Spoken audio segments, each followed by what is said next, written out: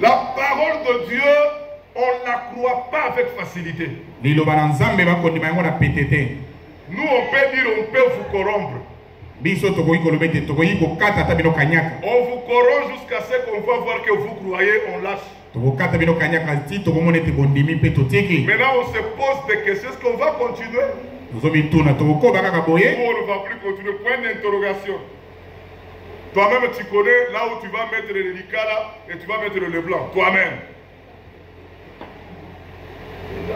Parce qu'au courant de la semaine, vous nous regardez la foule ici. Au courant de la semaine, on était 4 bancs seulement ici. Ce qui nous étonne, même les gens qui habitent ces quartiers. Qui vous a dit que le culte c'est le dimanche seulement? L'esprit catholique.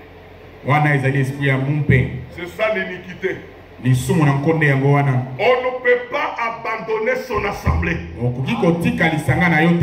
Est-ce que vous me suivez?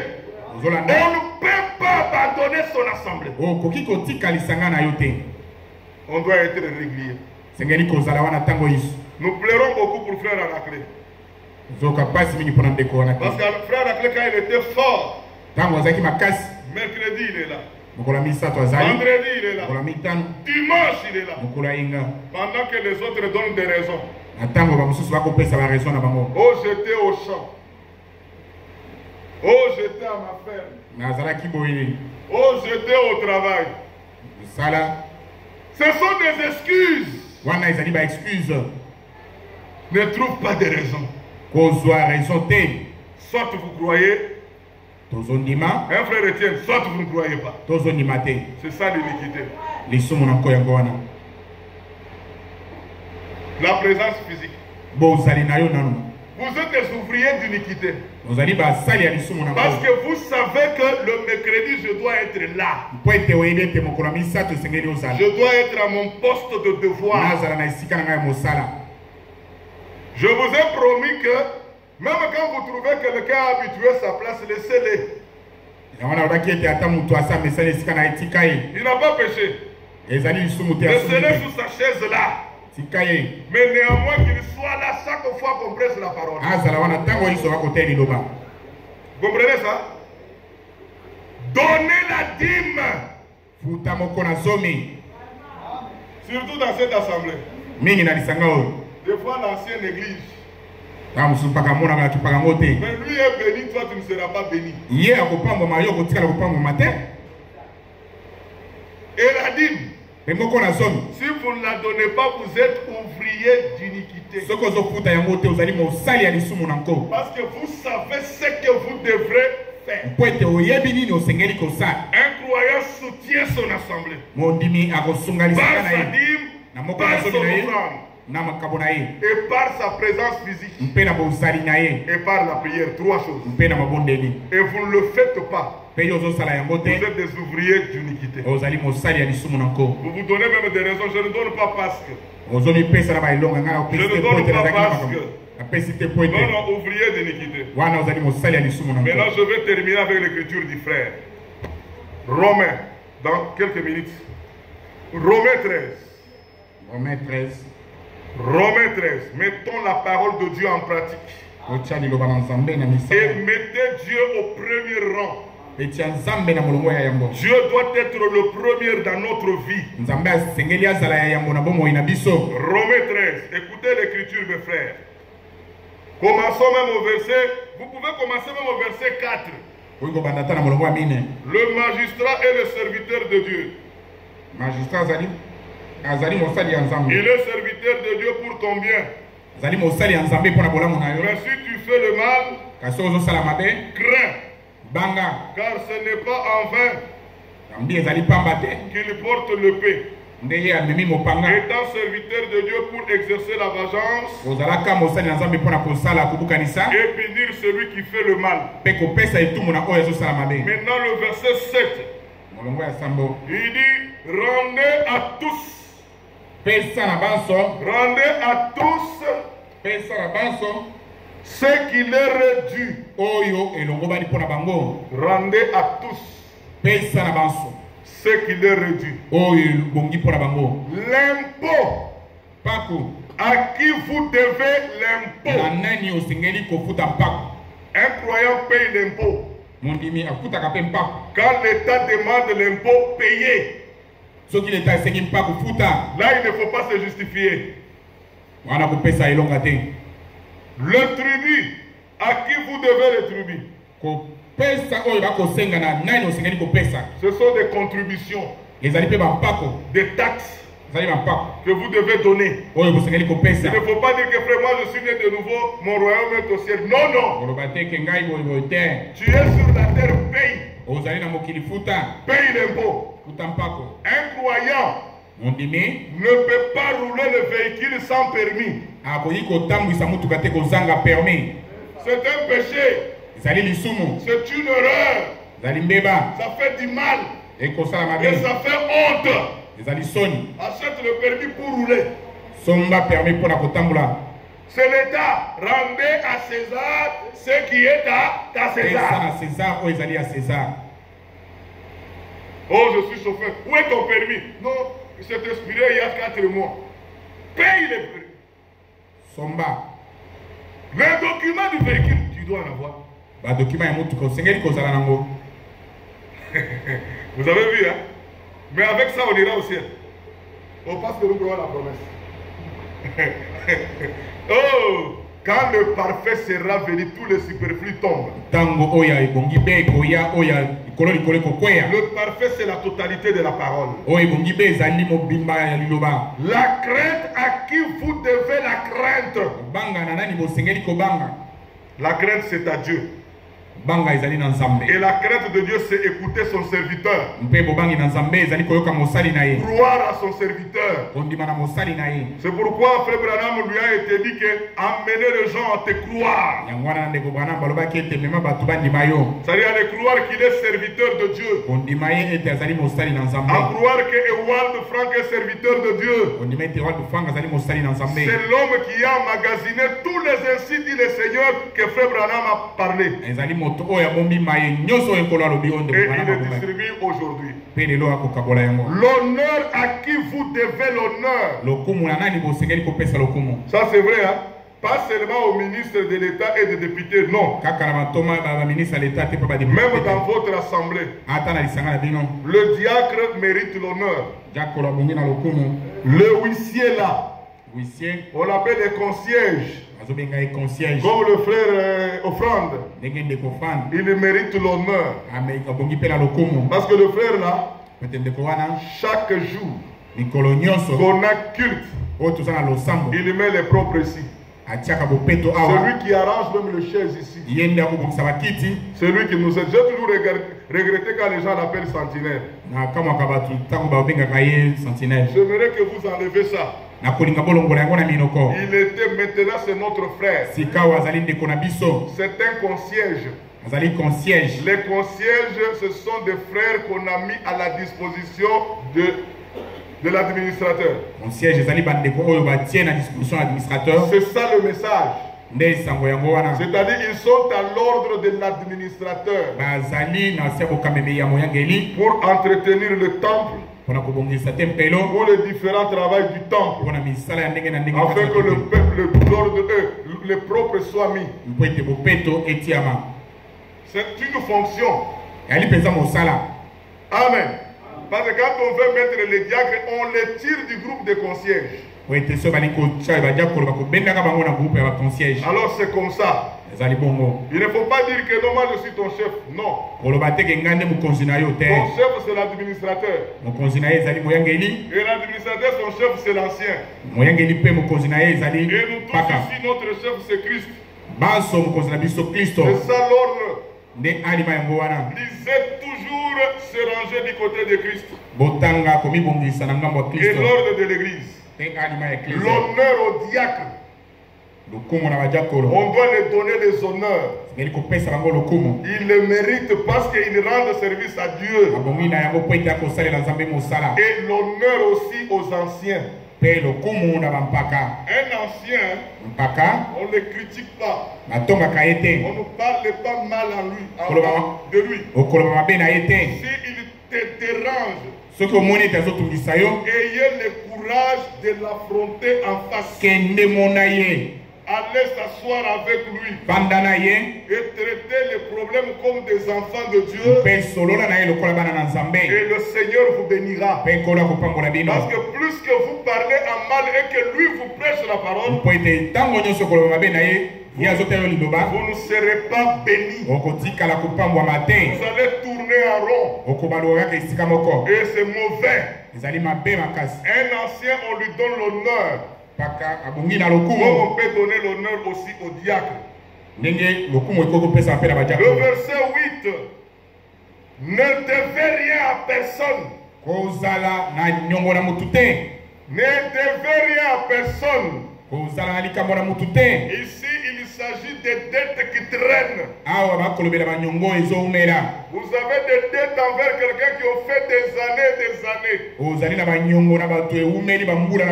Mais si toi tu reçois l'argent, tu ne payes pas ça. C'est une erreur. Dieu ne te bénira pas. Mais si tu n'as rien, allez les voir. Dites-le que mon frère, je n'en ai pas. Et quand j'aurai, je viendrai te le donner. Et Dieu vous bénira. Les dettes qui traînent de longueur. Il faut parler entre vous. Arrangez ça. Frère Franck dit, regardez toutes ces choses, ce sont des choses qui nous retiennent. Vous allez attendre que la restauration va venir, mais tu attendras longtemps. Parce qu'il y a des choses qui vous retiennent. Si ce n'est de vous aimer les uns les autres, car celui qui aime les autres a accompli la loi. Il faut nous aimer les uns les autres. Le vrai amour, c'est supporter un frère. Même s'il se retrouve dans le mal, savoir le supporter. Même toi aussi. Même si on t'a critiqué, toi tu ne peux pas dire qu'on me critique. C'est l'orgueil. Vous devez aussi avoir de la patience. Vous devez supporter. Vous devez avoir la maîtrise de soi. Parce que sur la terre, la vie de la terre, c'est les critiques. Ne pensez pas que tu passeras partout, on va t'applaudir. Alléluia. Comme si on va t'applaudir. Non, non. Il faut savoir que peu vont t'applaudir, mais beaucoup vont te critiquer. Mais il faut toujours supporter. Les épreuves, ça arrive pour que Dieu nous bénisse. Et le Seigneur va nous bénir. Je termine avec ça. En effet, le commandement. Tu ne commettras point l'adultère. Vous connaissez l'adultère? C'est prendre la femme d'autrui. Ou convoiter une femme d'autrui. Ou la fiancée d'autrui. Tu ne tueras point. Tu ne peux pas tuer. Verser le sang, non. Tu ne déroberas pas. Tu ne voleras pas. Point. Tu ne convoiteras point. Et ce qu'il peut encore y avoir se résume dans cette parole. Tu aimeras ton prochain comme toi-même. Dieu nous demande l'amour. Si nous croyons la parole, l'amour ne fait pas du mal au prochain. L'amour est donc l'accomplissement de la parole. Amen. Nous devons aimer la parole. Et celui qui aime la parole, il a de l'amour envers des frères. Vous savez l'amour, hein? Il faut aimer celui qui te fait du mal. Mes soeurs, regardez-moi. Celui qui te critique, toi aimez-la. Celui qui te fait des problèmes. Dois aimer-le. Même s'il te demande quelque chose. Si tu en as, donne. Dieu te bénira. Donne. C'est l'amour de Dieu. Il ne faut pas dire que non, non. Là tu tombes dans l'erreur. Là tu tombes. Même si ils t'ont haï. Même si c'est ton beau-frère. Il t'avait fait du mal. Aimez-le. Même si c'est ta belle-sœur. Il a parlé à mal. Aimez-la.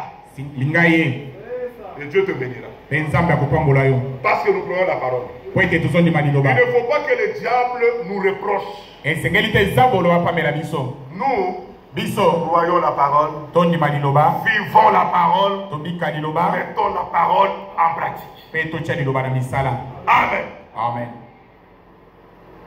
Tu peux même les voir aujourd'hui. Je vais préparer pour toi. Même si tu ne l'aimes pas. Je vais préparer pour toi. Tu dois manger. Et Dieu te bénira. C'est comme ça que nous devons vivre. Il ne faut pas, on te fait un problème, toi aussi tu montres les griffes. Là on n'est pas des enfants de Dieu. Supportez. Amen. Même moi qui vous parle, c'est dur. Mais nous allons nous efforcer. Que le Seigneur nous aide. Aimez ceux qui vous persécutent. Amen. Amen. Priez même pour vos ennemis. C'est ça? Est-ce qu'on a dit maudissez vos ennemis? Bénissez-les. Amen. Amen. Nous devons nous aimer. Vous savez, le problème est qu'il y a dans ma famille. Ma famille, c'est un problème. Est-ce que c'est ça le cas?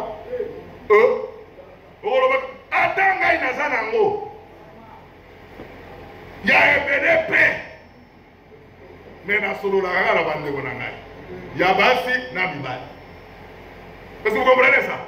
Je dis que c'est normal. Parce que nous sommes dans cette chair. Je prie pour eux pour qu'ils comprennent. Un jour, le Seigneur nous aidera. Vous voyez ça? Oh. Quand on me voit comme ça chaque fois, même dans le Facebook, tous les villages savent que j'ai l'argent. Mais cependant, je ne les envoie pas. Ils peuvent parler à moi. Mais je prie pour le Seigneur, donnez-moi pour que je les envoie. Nous devons nous aimer. Ce sont des choses qui nous retiennent. Vous savez, nous tombons souvent malades. C'est à cause de ces choses. Manque d'amour, la haine, le dispute. Dernièrement, chez moi, un enfant voulait mourir, mercredi passé. Elle a vomi de 14h jusqu'à 21h. Elle était devenue pâle. Le sang parti, l'eau partie. Mais je finis par comprendre que c'est parce que moi et la soeur n'étaient pas en paix. Il fallait que je réveille, je dis pardonnez-nous. On oublie ça. Et compris. Et aujourd'hui, quand vous voyez l'enfant en bonne santé, et il est là. Et j'ai toujours remarqué, chaque fois qu'on a des problèmes, lui va tomber malade. C'est l'ancien qui me l'a révélé même. Il m'a dit, regarde toujours. Souvent, lui tombe malade quand il y a un petit problème. Le problème, nous sommes appelés à nous en dépasser. Ça n'a rien, ça dit que ça ne nous amènera pas au ciel. Nous regardons au ciel. Les gens même dans les partis politiques aujourd'hui, il y a des problèmes, non? Dans nos familles, il y a des problèmes. Même dans l'assemblée, le problème ne peut pas manquer. Mais aimons-nous et supportez-nous. Que le Seigneur vous bénisse. Que le Seigneur vous bénisse. Amen. La nuit est avancée. Le jour approche. Dépouillons-nous donc des œuvres de ténèbres et revêtons les armes de la lumière. Les armes de la lumière. Marchons honnêtement. Comme en plein jour. Loin des orgies. Ok, des excès. De l'ivrognerie. De luxure. Et de la débauche. De querelles. Et de jalousie. Marchons loin de ces choses. On ne peut pas avoir des querelles éternelles. On doit se supporter. La vie chrétienne, c'est se supporter les uns. C'est s'aimer les uns les autres. Amen. Même si un frère te piétine, aimez-le. Alléluia. Avant même que vous parlez, aimez-le. Revêtez-vous du Seigneur Jésus-Christ. Revêtez-vous de la parole de la promesse. Et n'ayez pas soin de la chair pour satisfaire les convoitises. N'ayez pas soin de votre chair pour en satisfaire les convoitises. Mais revêtez-vous. Amen. Amen. Vous êtes bénis? Est-ce qu'on peut prier? Inclinons nos têtes. Calmement. Remercie d'abord Dieu pour la parole. Dieu Tout-Puissant, Créateur du ciel et de la terre, le Dieu d'Abraham, le Dieu d'Isaac, le Dieu d'Israël.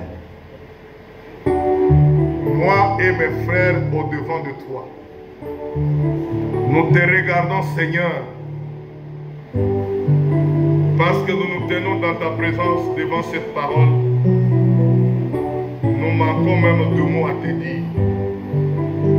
Mais nous te demandons, Seigneur, toi, continue à nous parler dans le fond de l'âme. Pousse-nous dans l'esprit pour que nous puissions nous conformer à ta parole. Nous ne pouvons pas nous dire que nous manquons des erreurs, Seigneur. Si nous disons ça, nous sommes des menteurs. Parce que le péché a déjà été ôté par la parole de la promesse. Mais ces erreurs qui m'élisent, Seigneur, aide-moi que j'arrive au point de tout abandonner. Que j'arrive au stade de les laisser. Je ne peux pas y demeurer, Seigneur, dans les orgies.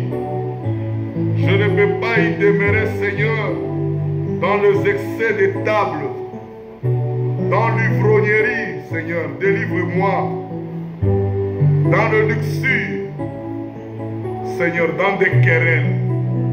Parce que si je deviens un frère querelleux, au lieu d'aller dans la maison de frères pour apporter la paix, au lieu d'aller vers les frères pour leur donner la paix, moi je vais avec des querelles. Seigneur, délivre-moi. Délivre-moi de ma bouche qui parle beaucoup. Seigneur, de cette abondance charnelle qui est à moi, ôte-le. Remplace cela avec l'abondance de la parole. Parce que plus que je serai plein de ta parole, je parlerai de ta parole. Aide-moi, Seigneur. Délivre-moi de la jalousie humaine, Seigneur, parce que ce n'est pas normal. Je te demande, oh Dieu, que ces démons qui nous ont liés si longtemps nous quittent, aillent très loin au nom du Seigneur Jésus-Christ. Dieu, tende ta main sur nous. Déverse ta capacité au milieu de nous. Déverse ta puissance. Déverse tout ce qui est important pour que tous les superflus de la chair tombent. Apprends-moi à aimer ta parole. Apprends-moi à la connaître plus profondément, afin que tous les superflus tombent, que je puisse saisir le parfait. Merci notre Père. Apprends-moi, Seigneur. Maintenant, je te demande de m'accorder cette capacité de me revêtir le Seigneur Jésus-Christ. Que cette parole de la promesse soit ma vie. Que cette parole de la promesse soit mon goût. Que cette parole de la promesse soit mon habillement. Merci, je te le demande. Je suis incapable à les porter, mais tout viendra de toi, C'est pourquoi crée cela à moi par ta parole. Au nom du Seigneur Jésus-Christ. Merci notre Père. Nous te le prions.